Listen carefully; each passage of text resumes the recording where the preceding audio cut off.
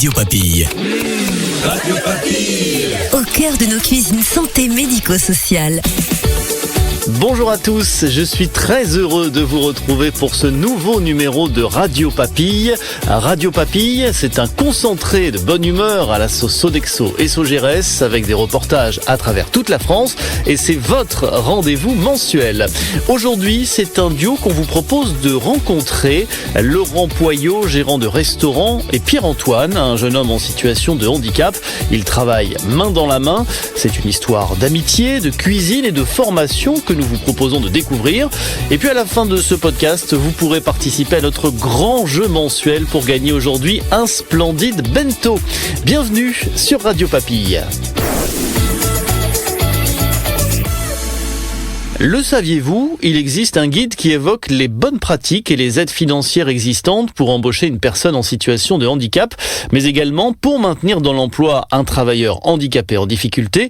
Son nom, le guide du manager inclusif. Alors si vous aussi vous souhaitez vous engager dans une démarche d'insertion et d'inclusion, ce guide est disponible sur votre intranet pour vous aider. Radio Papille. Rencontre avec...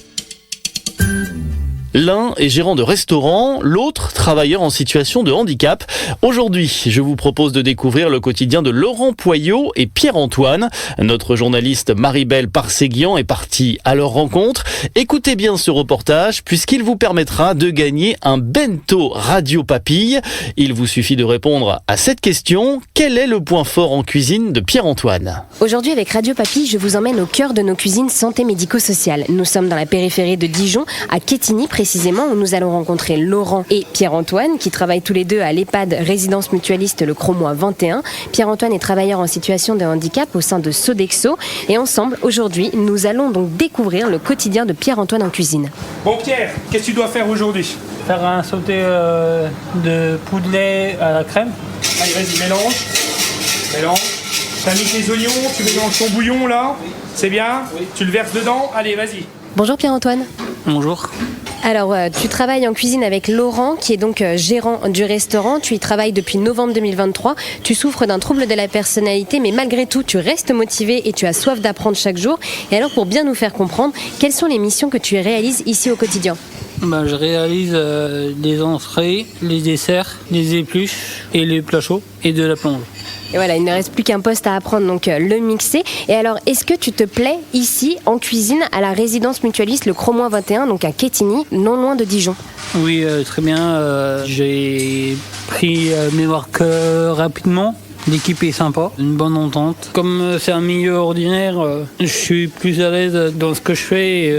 Ce que je préfère, j'apprends un peu des nouvelles compétences comme le chaud, un peu de pâtisserie aussi. Je suis très fort en pâtisserie. On a fait un concours de pâtisserie. On était 5 personnes. J'ai gagné le concours pour essayer d'aller pour essayer plus loin. Donc voilà, vous avez fait un concours interne de pâtisserie et toi Pierre-Antoine, donc tu as gagné le prix du jury à ce concours. Tu étais accompagné de Laurent qui est gérant du restaurant. C'est lui donc qui t'a recruté en novembre 2023. Même s'il est là avec nous, comment est-ce qu'il est avec toi ? Non, très gentil, beaucoup de qualité, il me montre beaucoup de choses. C'est ce seul truc, c'est qu'il a un manque d'attention à un moment de la journée. Ça, on le sait. Au début, je pense que ça a été un peu plus compliqué. C'est normal, faut apprendre à le connaître. Moi, je connais un peu les handicaps. Je le considère un peu comme un ouvrier, comme tout le monde. C'est on le considère comme c'est nous qui sommes en train de le former pour Sodexo là. Et alors Laurent, toi qui nous écoutes donc depuis tout à l'heure, tu es responsable du site et donc gérant du restaurant et tu accompagnes Pierre-Antoine au quotidien depuis novembre 2023, depuis ses débuts à Sodexo. Pourquoi est-ce que tu as fait le choix d'embaucher Pierre-Antoine ? Déjà, c'était pour nous apporter un peu d'aide et l'arrivée de Pierre nous a beaucoup apporté. Notre responsable, qui est Madame Semaine-Lévesque, elle le connaissait parce qu'elle a fait du sport défense. Autodéfense. Elle l'a fait avec Pierre, c'est là qu'elle l'a connu. C'est grâce à elle qu'on puisse avoir Pierre avec nous. Donc oui, finalement, aujourd'hui, Pierre-Antoine est totalement intégré dans l'équipe de la cuisine. Et donc, en plus d'accompagner Pierre-Antoine au quotidien, tu as également mis en place tout un programme pour qu'il puisse monter en compétences. Est-ce que tu peux nous en dire plus ? Alors on a commencé par les épluches. Après on l'a mis au dressage d'entrée. Et là on vient de passer au chaud. Un jour on lui a dit tiens, tu fais ta sauce, tu te débrouilles, c'est toi qui l'as fait. Et il a eu les compliments de l'autre côté du responsable hôtelier qui est venu lui dire ta sauce, une tuerie. Et depuis, on a commencé à le monter un peu plus en chaud pour apprendre. Et après, je vais voir s'il y arrivera. C'est peut-être faire le dessert d'anniversaire de fin de mois. C'est quelqu'un de volontaire, toujours à dire oui, parce qu'il n'y en a pas beaucoup de personnes comme lui. Que pourriez-vous dire tous les deux à un responsable de site qui hésite encore à embaucher un travailleur en situation de handicap ? Il faut essayer de leur faire confiance. C'est sûr qu'une personne handicapée qui arrive sur un site, il ne pourra pas encore remplacer une personne, ça c'est sûr. Mais ils sont capables quand même de pouvoir travailler. Mais je pense que si on leur fait confiance, c'est une chose qui est importante. Alors tu prends ta feuille comme d'habitude, tu prends tes assiettes que tu as besoin et on y va. Alors, est-ce que tu connais à peu près les proportions ? Ouais, ça va, c'est bien ce que tu fais. Et j'ai également rencontré Gaël, employé de service, qui ne cache pas son enthousiasme à travailler avec Pierre-Antoine. Je le trouve très courageux parce que donc du coup son souhait c'était d'intégrer une structure comme la nôtre et je trouve qu'il s'est vachement bien intégré parce que vraiment il se donne les moyens, il est tout le temps en avance. Ça devait peut-être pas être facile pour lui d'intégrer une structure comme la nôtre et vu que c'est son rêve, je souhaite qu'il intègre une structure comme la nôtre. Franchement, je le souhaite. C'est un bon gars et il est gentil. Je le souhaite. Franchement, je le souhaite. Mais je pense qu'on pense tous de la même chose. Voilà, nickel ton service aujourd'hui. Pas de problème. Très bien, Pierre. Allez, maintenant, tu vas aller prendre ta petite pause, décompresser un petit peu. Et durant le déjeuner à la résidence mutualiste Les Cromois 21, j'en ai profité pour rencontrer Colette, résidente, qui était ravie de déguster un repas préparé par Pierre-Antoine, travailleur en situation de handicap. Bon, c'est bien, c'est très bien. S'il fait son travail, c'est tout à fait normal. C'est très bien. On peut continuer. J'ai également rencontré Didier Ducret, qui est le représentant des résidents de cette EHPAD. Bonjour Didier. Bonjour. Et alors pour vous, est-ce qu'il est important d'intégrer les personnes en situation de handicap au sein des cuisines comme Pierre-Antoine ? Les handicapés, il faut les intégrer un peu partout. Donc je suis pas contre qu'on ait un handicapé chez nous pour travailler dans la cuisine. Merci à Didier et merci également à Laurent et Pierre-Antoine de nous avoir accueillis aujourd'hui au sein de leur cuisine à la résidence mutualiste Le Cromois 21 à Quetigny, non loin de Dijon. Malgré son handicap, Pierre-Antoine régale chaque jour les résidents et résidentes de l'EHPAD.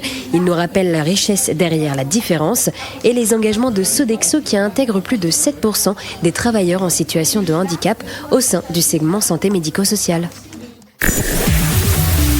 Radio Papille. À vous de jouer. Comme tous les mois, avant de jouer, toute l'équipe de Radio Papille se joint à moi pour féliciter Fabrice Brock, le grand gagnant du mois de mars.